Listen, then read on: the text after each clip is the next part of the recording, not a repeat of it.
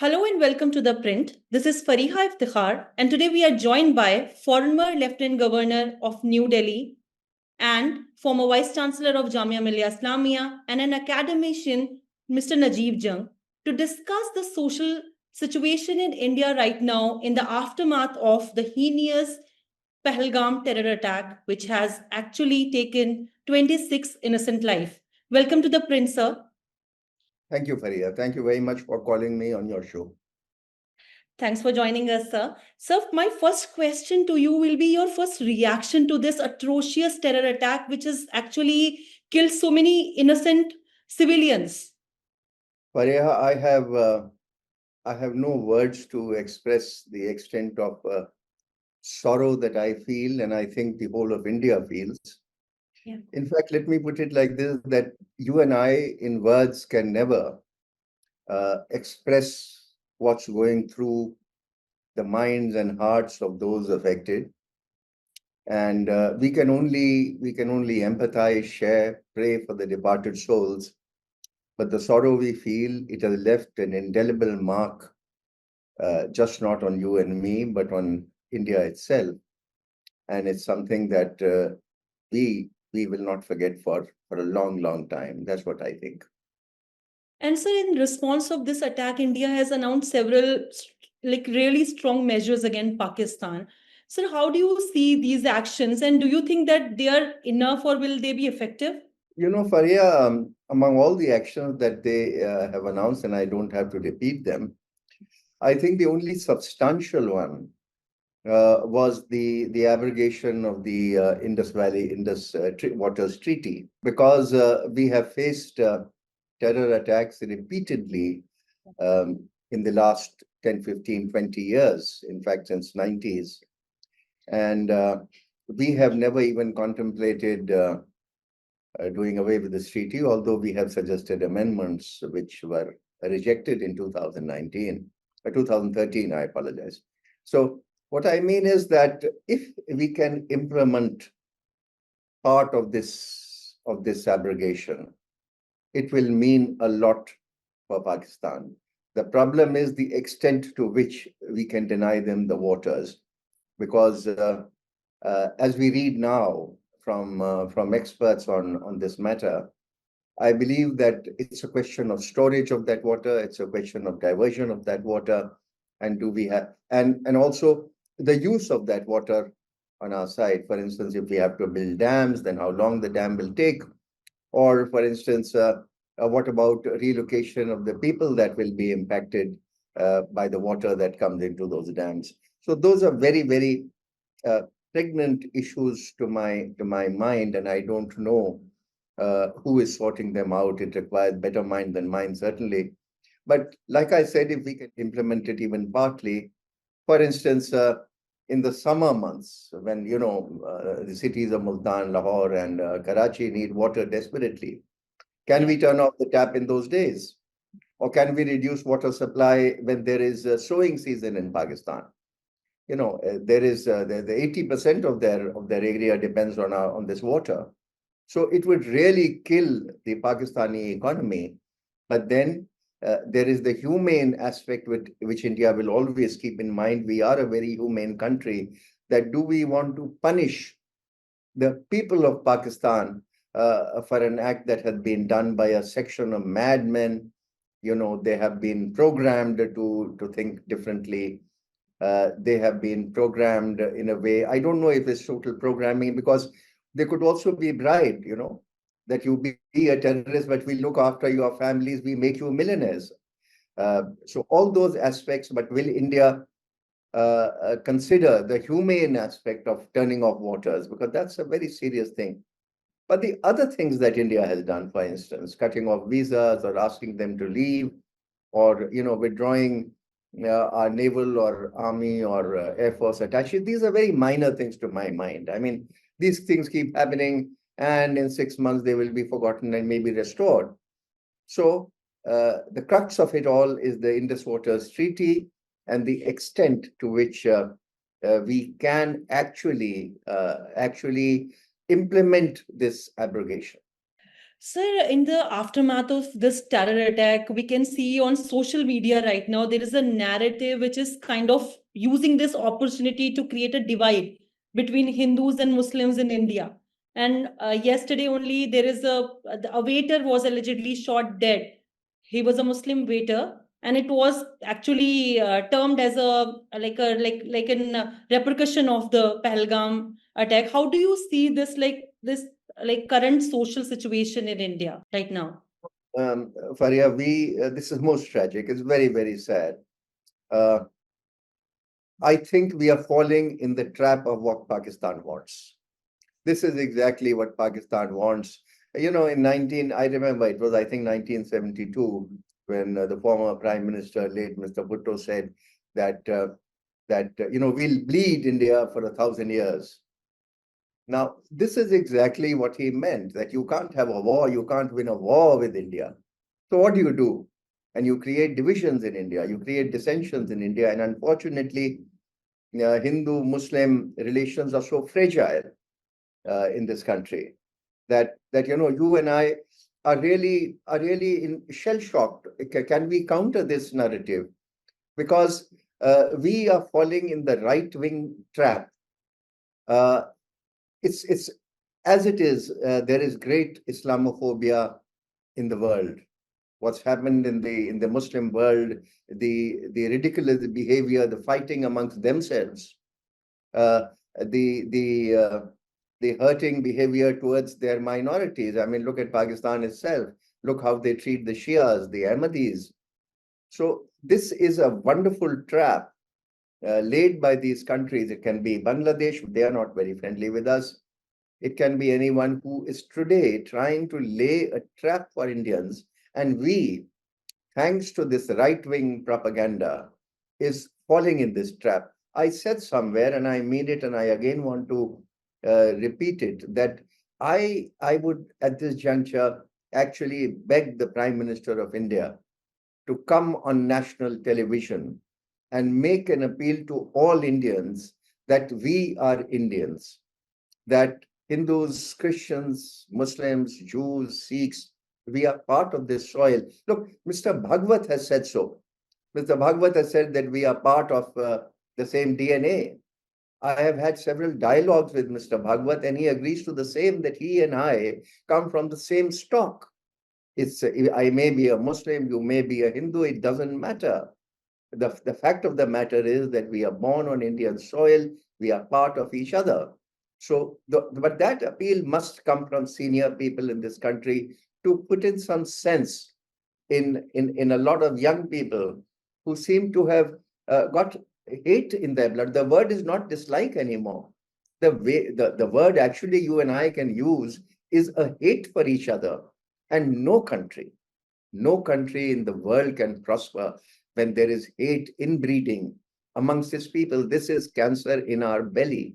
We have to surgically operate it and throw it out. We are seeing, sir, even politician right now involved in this sort of narrative, like Hindu Muslim divide. And sir, this is not the first time. Every time some terror incident happen in India, the Indian Muslims are I can say, unfairly being questioned, and they actually try to prove their patriotism. How do you see this? This is a recurring trend.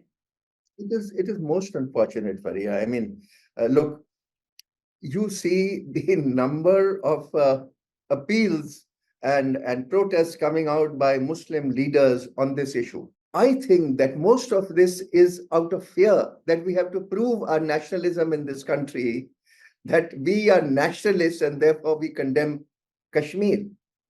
Of course, we condemn Kashmir, but I don't have to wear my nationalism on my chest and bear it to you all the time, every time such an incident occurs. So it is shameful for us. And I as an individual, I'm an old man, but I've seen India working for the government for 45 years of my life. I've seen it through and through. I believe that the Constitution of India believes in fraternity. That's a very critical word used in the directive principles, that we have fraternity amongst us. And look, people don't read. People must go back to the dialogues and lectures in the Constituent Assembly, the debates there.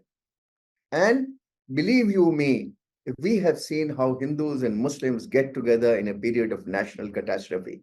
Now, this is a national catastrophe we are facing. We must understand that we have to deal with this issue by strengthening ourselves and not weakening ourselves. That's how I look at it. Yeah, absolutely, sir.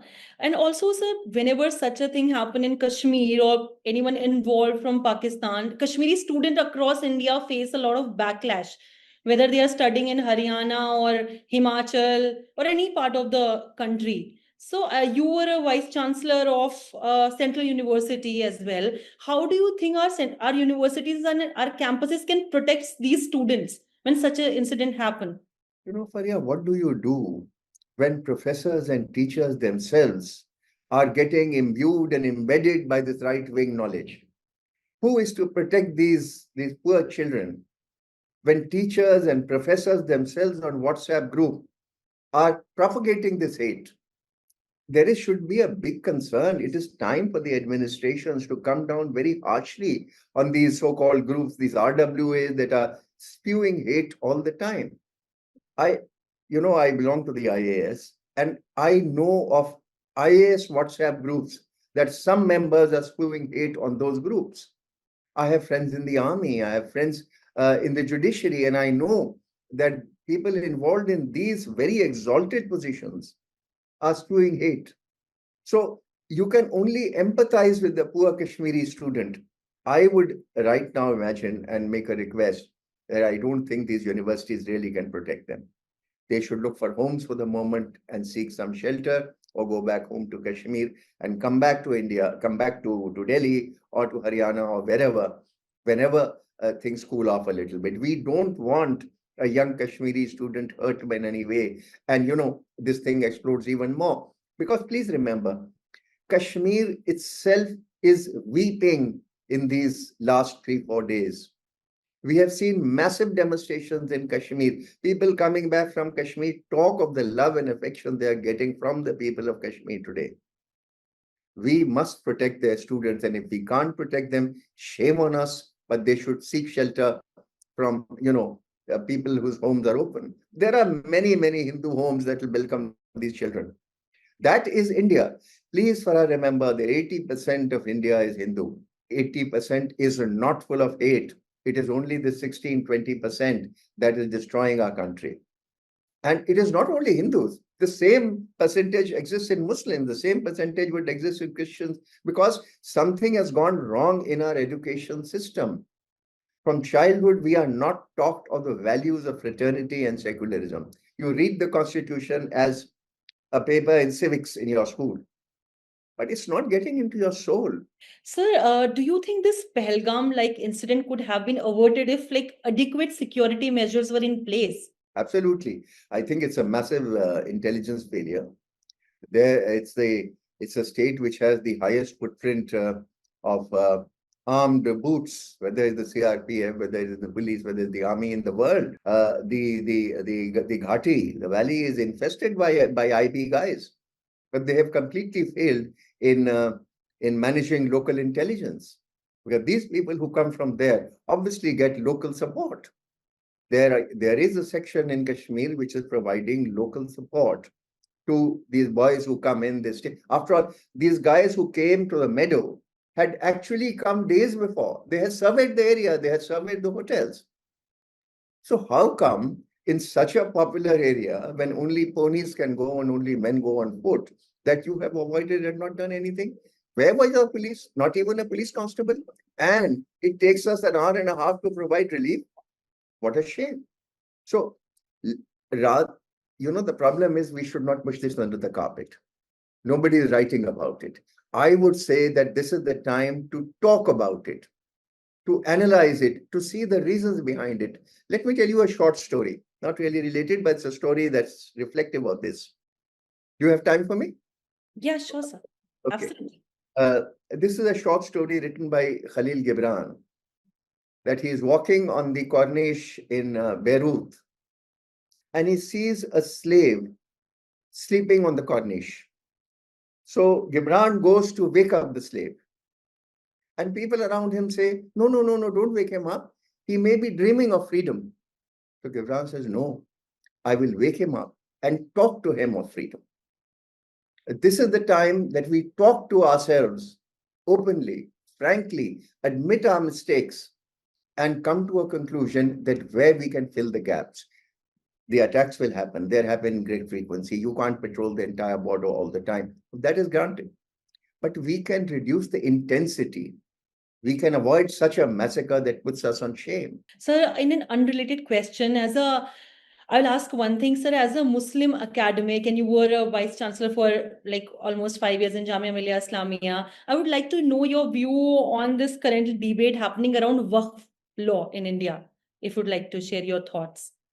Look, the Supreme Court has laid bare the arguments. Let's forget about all other arguments. I've read that act read bare. First, to suggest 140 amendments, whatever, to the act is nonsense. I mean, you were saying basically that the 2013 act is frivolous. The 3 points that the Supreme Court has raised are most valid. The occupation by user. Now, that is absurd to take away because, Fareeha, you and I know, take a village where there is a mosque standing for 70, 80, 100 years, 200 years. Yeah. No papers exist. There is a muazzin who goes there, calls the faithful to prayer, there's prayer held, locks are put, and people go away. Who has the papers? I can guarantee you that the Shahi Imam of Delhi has no papers for Jama Masjid. There are no papers for the Eidgah in Delhi or in Bhopal.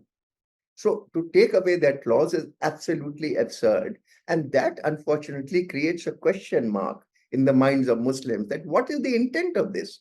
Do you want to take away these things? That's question number one.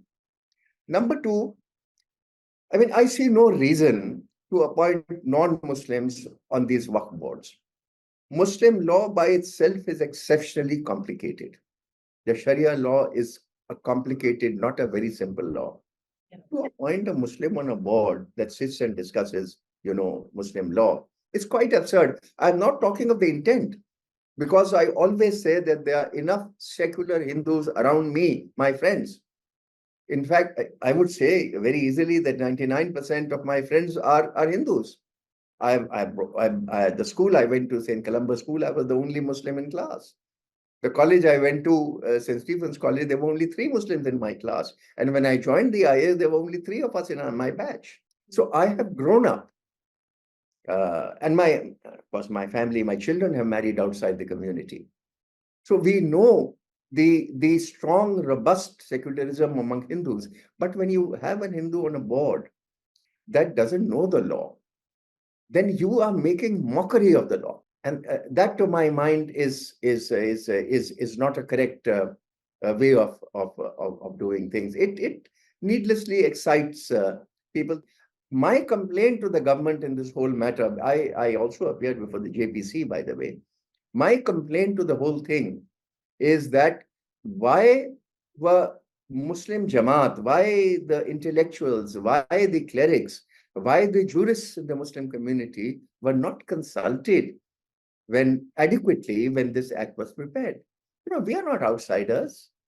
So the fair thing to do when you change any law is to consult. But what the government is doing, unfortunately, is that you change a law. Half the laws that government changes are in the interest of the community. Let us understand this. But why does the community resist them? The community resists them because they have not been consulted. So yeah. community There is are getting the apprehensions in the mind of people right now. You're telling the community, we don't trust you. You're not mature enough. So let's be fair to this whole thing. The government should, to my mind, before the Supreme Court steps in, take back. What I'm saying is impossible, I know. But what I'm saying is that the government should take back the act, sit on the relevant clauses that are objections, change them, debate on them, and then have it implemented. That is no shame in that. That shows a very mature, sensitive government in a situation that is also very sensitive in India today. Sir, my last question to you is, like, since the Sachar committee report, has the situation for minorities changed in India in terms of development progress? No, not at all. let's talk of only the Muslim minority here, Yeah. because the Christian schools, the Christian education is quite good. I think that Mr. Satchar has done a brilliant job. That what he has put in the report, it has not been implemented. In fact, it is today reduced considerably those implementation, what was existing earlier, like the Maulana Azad Foundation, etc. The point that Satchar makes is that the condition of Muslims today in India is worse than the condition of the Dalits in terms of education, in terms of their economic status, and in terms of where they stand in society. So there is, to answer your question bluntly, there is no change in this. And therefore, I always say that it is incumbent on a sensitive government not to take an action in favor of Muslims as appeasement, but as affirmative action. Affirmative action is a concept that is understood internationally when governments come out to help the weaker sections of their society. Even in the United States, as I sit here, I'm not in India right now, I see that reservations for the African American community are there. They are trying to bring them up. So what we need to do is actually make the Muslim understand that you are a younger brother, that you are in dire straits, that you need help, you need a leg up, and therefore we are willing to do X, Y, Z. I don't think that the Muslims seek reservations. I am against that. But I think that the government must help educate the Muslims better. The governments must aid the madrasas to modernize themselves rather than, cast opprobrium on them that you are breeding terrorists, etc. You must help them. You must help education institutions, give them more money. You must provide security in Muslim mohallas and areas because they are becoming ghettos. There are more police stations in Muslim areas than anywhere else. What is the signal? The signal is that we don't trust you, that you are not faithful to the country, that you can cause trouble.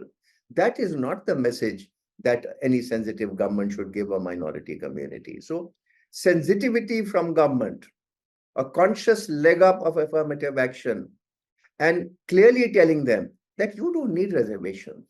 You are as good as us. Come up your own way, come up by hard work. That's what's needed. Absolutely. And with this, we'll wrap this session up. Thank you so much for joining us, sir, for the insights. Thanks a lot. Thank you, Fareeha, for calling me. Thank you very much.